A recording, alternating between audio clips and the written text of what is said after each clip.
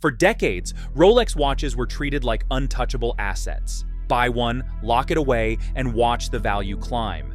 That belief shaped an entire market. But now, that story is breaking apart in real time, because in 2025, an unprecedented flood of Rolex watches is hitting the market all at once, and the numbers are staggering. Industry estimates point to nearly 2 million Rolex watches being dumped back into circulation. Refund requests are exploding across dealers, resellers, and secondary platforms as buyers rush to exit positions they once believed were bulletproof. Watches purchased for $12,000, $18,000, even $30,000 are suddenly struggling to sell.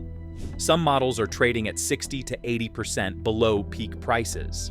In extreme cases, pieces once fought over are being offloaded for just a few $1,000s, pennies compared to what owners paid. This is not a small correction, it is a pressure release. Years of hoarding, speculation, and artificial scarcity created a bubble. And bubbles do not deflate gently, they burst. As inventory floods the market, confidence collapses, and prices spiral down faster than anyone expected. Today, we break down how this happened, how it is affecting the market, and why the Rolex resale myth may never recover the same way again. Let's dive right into the details. The reality of the Rolex brand crash. The world went wild when talk spread about 2 million watches being dumped by Rolex. Many people argued about a massive collapse in the luxury watch market. Some even said that once coveted Rolex timepieces were now worthless, crowded into dusty bins like old toys no one wanted anymore. The idea sounded like a shocker, like something big and destructive had hit one of the most valuable brands in the world.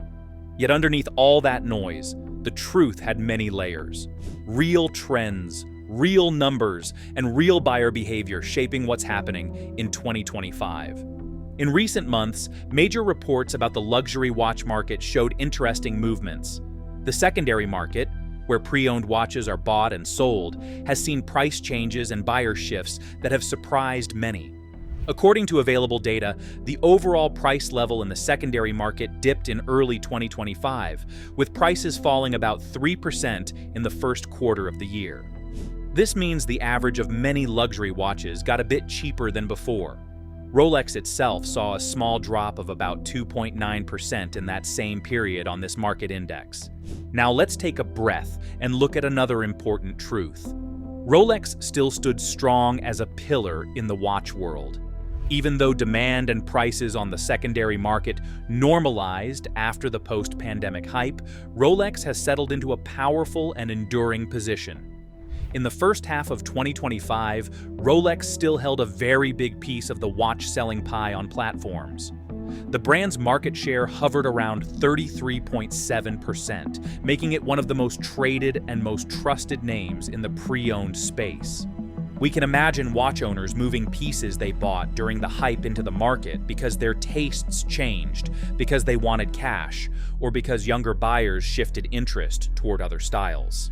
In real data, younger buyers, especially Gen Z, have shown interest in different types of watches, pushing dress watches and other brands into the spotlight. That shift changed the way watches moved through the market, with people trading and listing pieces at prices that reflect taste and trend, not panic selling. Meanwhile, some Rolex watches continued to trade at prices well above what you could buy them for new. Certain classic and highly desirable references, like the Datejust model, recorded strong value growth in 2024 and into 2025, even as the market adjusted. Rolex watches with that name were among the ones that grew more than 10% on the secondary market during that year, showing that many pieces still held strong demand. However, there's another picture. Imagine a big sea of watches, some old, some new, some rare, some common. In a booming market, the sea rises high and covers everything. In a more normal market, the sea settles down and you can see the shapes below the surface again. Some watches remain above the surface, sparkling brightly. Others sink a bit under the water. That is similar to what happened here. The huge hype of the pandemic era has settled, leaving a calmer but still lively environment. To keep riding the wave, some sellers might have reduced prices to attract buyers. Some watch owners could have returned pieces to dealers or listed them online, creating more visible inventory. But the truth is often quieter, even if the visual looks loud. There are real forces that shape watch prices and demand: how younger collectors change taste, how supply and demand balance shifts, and what this all means for buyers and sellers. And although the Rolex market was very much alive earlier in the year, it has just changed its rhythm. But what really triggered this?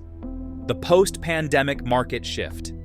Everyone remembers the years right after the pandemic when luxury watch prices went wild. Some watches were selling for way more than people ever expected. You would hear stories of steel sports watches selling for huge premiums, sometimes more than double their retail price. The market felt like a rocket ship, but by 2025, the situation changed. The crazy ride slowly came down from the high skies and started to settle back toward the ground. What we saw instead was dwindling market behavior.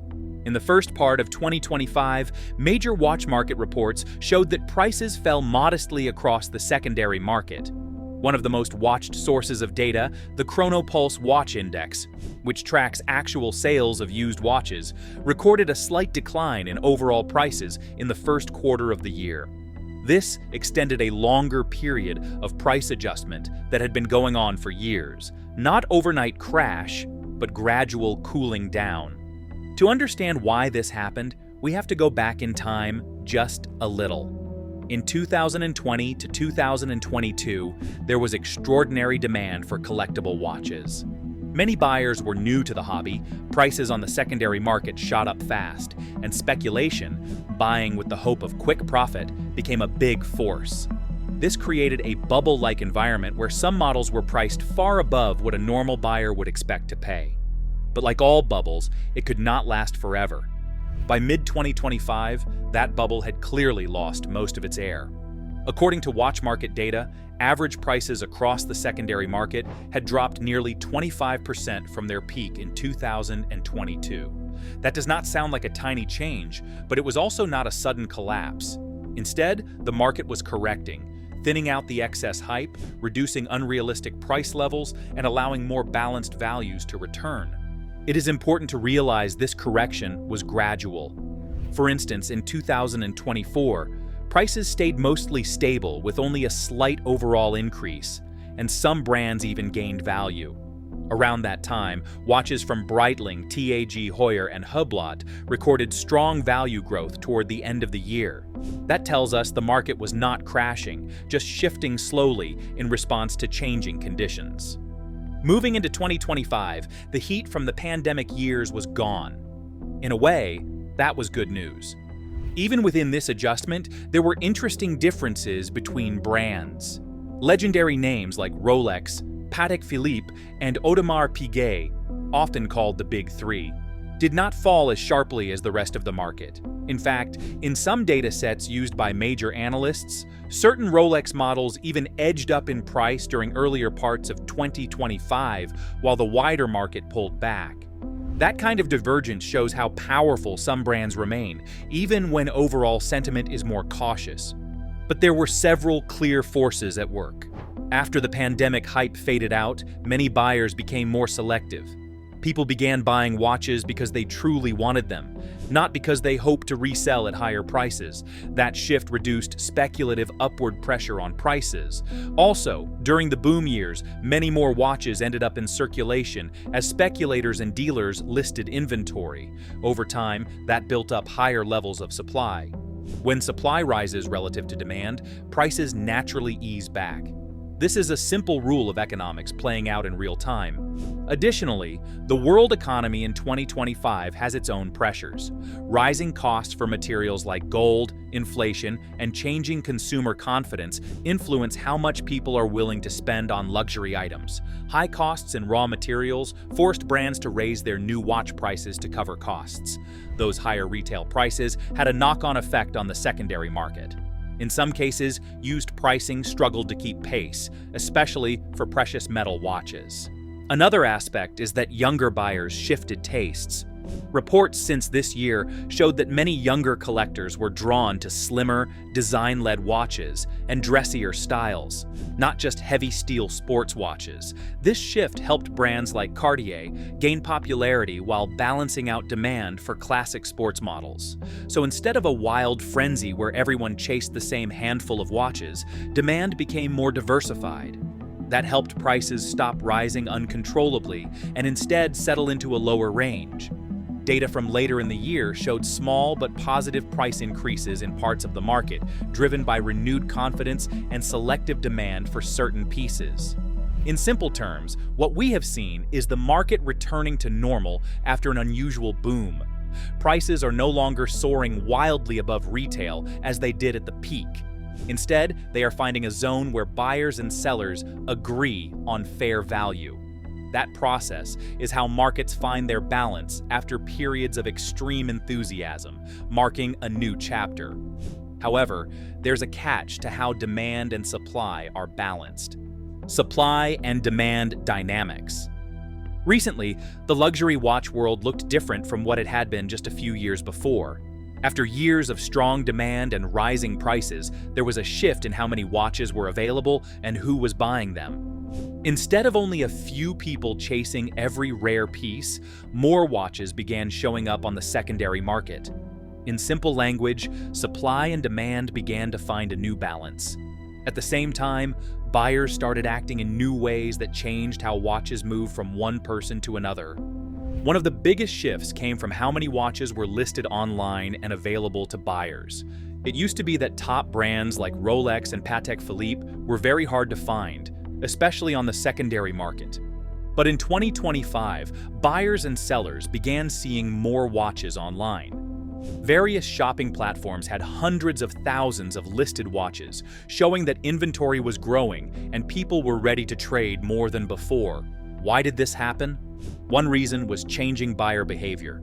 Many buyers, especially younger ones, were turning to the secondary market because it offered more choice and better price transparency. High retail prices for new watches, partly driven by higher costs due to materials and tariffs in some regions, made some buyers think twice before buying at retail. Instead, they found the pre-owned market to be easier to shop and compare prices. As more people listed their watches, supply naturally grew. That does not mean watches were suddenly everywhere, but it did mean that buyers had more options than in the peak years of the pandemic surge. Online marketplaces became hubs where buyers could look at many models from around the world. This global reach meant that a watch listed in one country could be noticed by a buyer on the other side of the world, increasing competition and creating a more dynamic market. Even as supply grew in some areas, scarcity still remained in others. Brands like Rolex intentionally limit how many watches they make each year, roughly around 1 million units, so that demand remains high and waiting lists at authorized dealers remain long. However, secondary market supply grew because more people were willing to sell or trade in watches they had owned for a while. Some sellers saw the chance to change their collection or take profits if prices seemed fair. While some brands were showing more inventory, others were still hard to find. Rare and highly sought models from Patek Philippe or discontinued references continued to have limited supply. These pieces often sold quickly when they hit the market.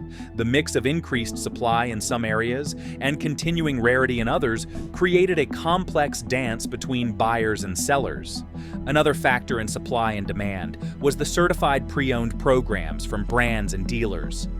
These programs helped increase available inventory while giving buyers confidence in authenticity and condition. For example, some luxury watchmakers expanded their CPO offerings, allowing buyers to purchase pre-owned watches with official certification and warranty.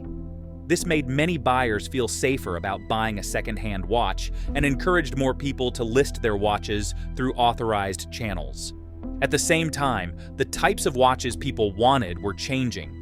Historically, steel sports watches from a few top brands dominated demand.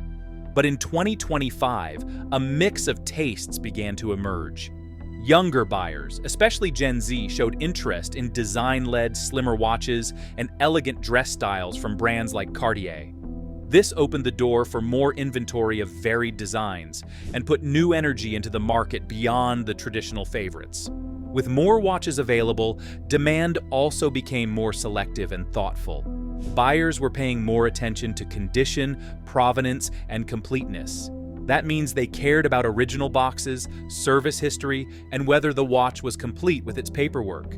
This shift made buying and selling more serious and encouraged sellers to carefully prepare their listings. In some regions, external economic pressures also pushed more buyers toward the secondary market. For example, when tariffs and higher retail prices made new watches more expensive, many buyers saw the resale market as a more affordable way to get luxury timepieces without waiting. This movement helped sustain demand even as retail conditions shifted, supporting higher trading volumes on pre-owned platforms. After long periods of price declines following the pandemic surge, the global secondary market started showing signs of renewed growth later in 2025. Reports showed that some major brands began seeing price increases and stronger trading activity, signaling that buyers were ready to engage again with confidence. When demand returns, sellers feel encouraged to list more inventory, and buyers feel more engaged buying pieces they love.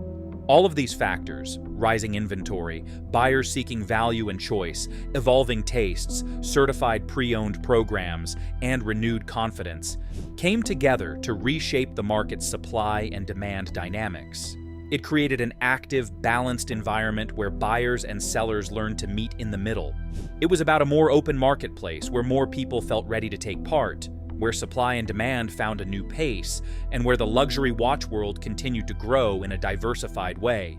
Now, let's look at the impact of these factors on the retail and secondary market. Rolex retail versus secondary market trends. In early 2025, the world of luxury watches showed one of the biggest contrasts in modern watchmaking history. At the official retail level, brands like Rolex were pushing prices higher and higher. Meanwhile, on the secondary market, many models were moving in a very different direction. Instead of rising fast, they were often cheaper than before, or only modestly strong. This created a clear contrast. New watches getting more expensive, old watches trading differently. For buyers, sellers, and collectors, this setup turns the watch world into a story of two markets. Many well-known watchmakers raised the prices of their new watches.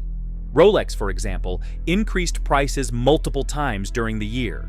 Some precious metal models, especially gold pieces, saw noticeable jumps, around 5 to 8% higher than before. This was a far from small rise, and in some cases caused new retail prices to go up faster than inflation or the general cost of living. Gold's rising cost was one of the reasons behind this. The material became more expensive globally, and brands passed some of that cost on to buyers. Across the watch industry, this trend was not unique to Rolex. Other big names also raised prices significantly. Patek Philippe, Cartier, and Omega all showed retail price increases in some collections, pushing the cost of new pieces even higher. These moves were not random. They matched rising demand in some markets, higher material costs, tariff pressures, and strategic decisions to make certain models more exclusive. So the retail side, where people buy brand new watches from authorized dealers, looked strong, even ambitious. This pushed some buyers to think twice before buying new. But now comes the contrast. The secondary market was behaving differently. After years of rapid price growth that followed the pandemic, many watches began to trade at lower prices or show only mild gains.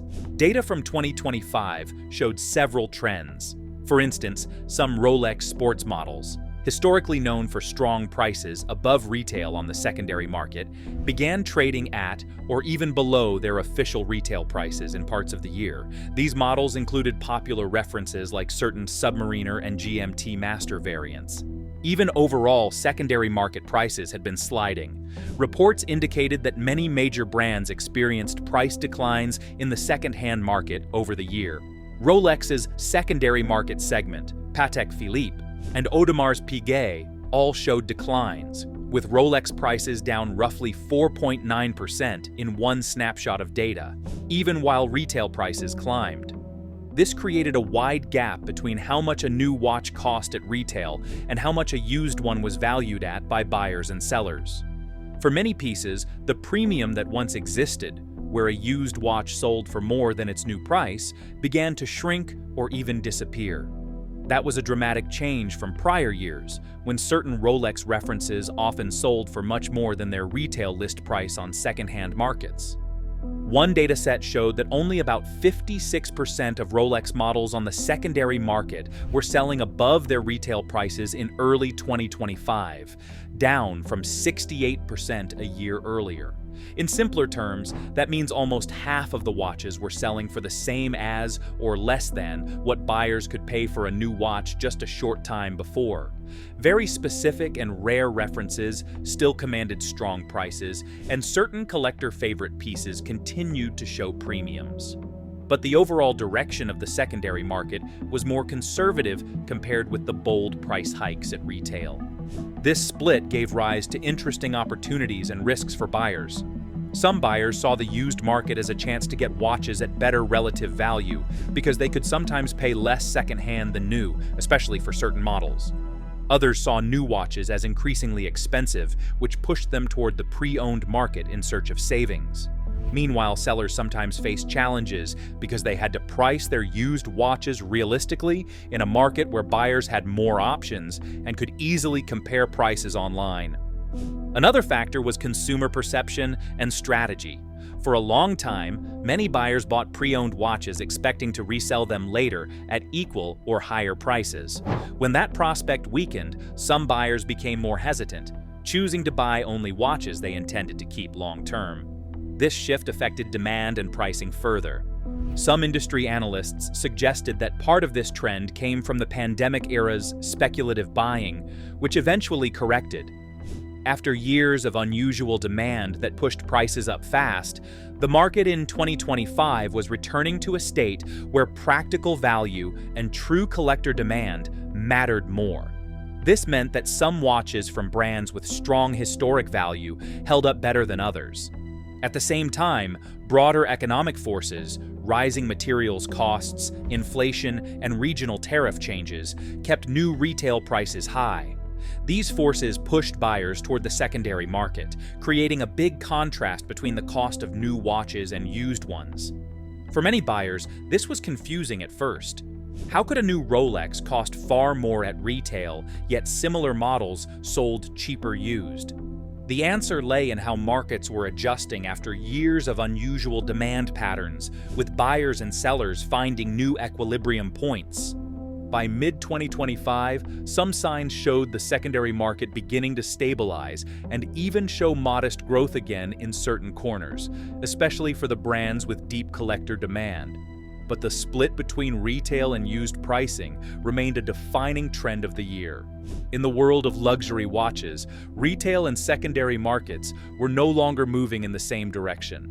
For anyone watching or participating in this market, understanding this contrast became essential, because how a watch was priced depended on which side of the market you were on. So what does this mean for the future of luxury watch brands? Changing the game, the future outlook. In 2025, the world of luxury watches began to look different from how it did just a few years ago. People who buy watches, from first-time buyers to experienced collectors, were acting in new ways that shaped the whole market. In the past, buyers often followed the crowd, chasing big hype and strong price increases. But now, consumer behavior was shifting, and that change was one of the main forces shaping what happens next in the watch world.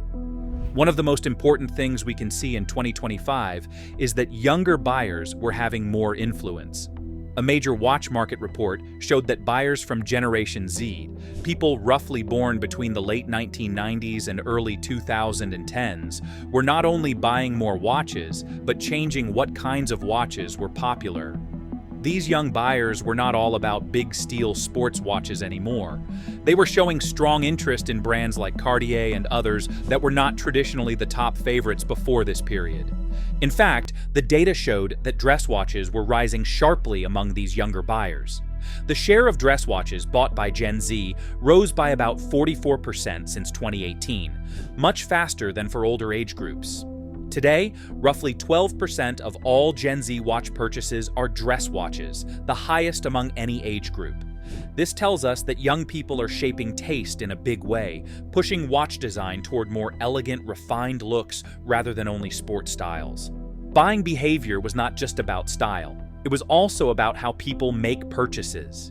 In 2025, many consumers said they were planning to buy a pre-owned watch rather than a new one. A major Deloitte survey found that about 40% of millennials and Gen Z respondents said they were likely to buy a used watch in the next year. That is a large share, showing how common this choice is becoming, and the numbers were higher than for older generations. For many buyers, price was a key factor in choosing pre-owned watches. More than half, around 53% of people who bought secondhand watches did so mainly because the prices were better than buying new. In 2021, that number was lower, showing that more people were turning to secondhand options for practical financial reasons. Another force shaping behavior is social media and influencers. People today get a lot of their inspiration from what they see online. According to the same survey, social media directly influenced purchase decisions, especially among younger buyers. Around 24% of consumers said social media was the main thing that inspired them to buy a watch, and some regions had even higher influence. This influence is not just about pictures of watches on Instagram. It affects how people value a watch. When a popular influencer or celebrity is seen wearing a certain model, interest can shoot up quickly. For example, certain Cartier watches spiked in search activity after they appeared on a celebrity's wrist in widely shared photos. But there is more to consumer action than just style and influence. Many buyers in 2025 were starting to think about investment value and sustainability. In a major market forecast, experts said that many people now see luxury watches as not just items to wear, but as pieces that hold value or even grow in worth over time. This sense of watches as collectible assets keeps buyer interest strong, even if prices shift year to year. On top of that, a growing number of buyers said they prefer to buy pre-owned watches for sustainability reasons. By choosing a used timepiece instead of a new one, they feel they are taking part in a circular economy, one where high-value goods are reused instead of thrown away or replaced. This idea connected with younger buyers especially, who often care about environmental impact and long-lasting products. The growth in digital marketplaces also shaped how consumers behave. Websites and platforms like Chrono24, Watchbox, and others made it easier for people to browse, compare, and buy watches from around the world.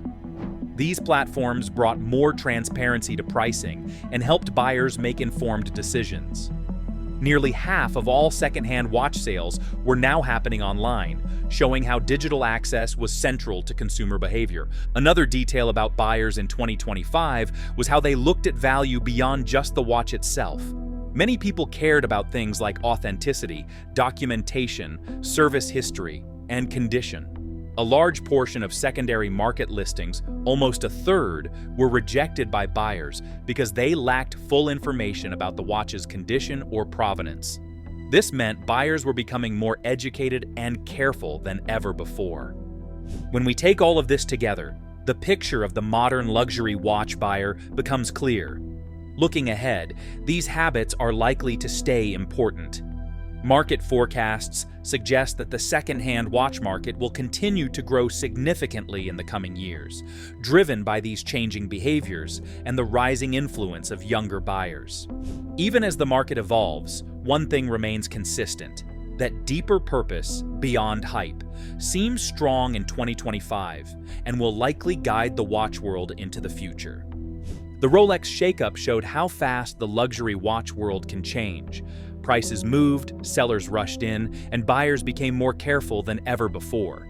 What once felt untouchable suddenly looked uncertain, and the market began writing a new story. The old rules no longer fully apply. The increase in popularity of pre-owned watches is accepting the demand for new ones, and it may not end anytime soon. The Rolex story is entering a bold new chapter, and the next move could change everything again. If this breakdown changed how you think about luxury, let us know in the comments. How do you think this affects the Rolex brand especially? Do you think the situation may change in the coming year? Drop your thoughts below. Hit that like button. Subscribe so you never miss our next deep dive into the hidden dynamics of wealth, status, and the brands desperately trying to capture both. Because in luxury, nothing is permanent.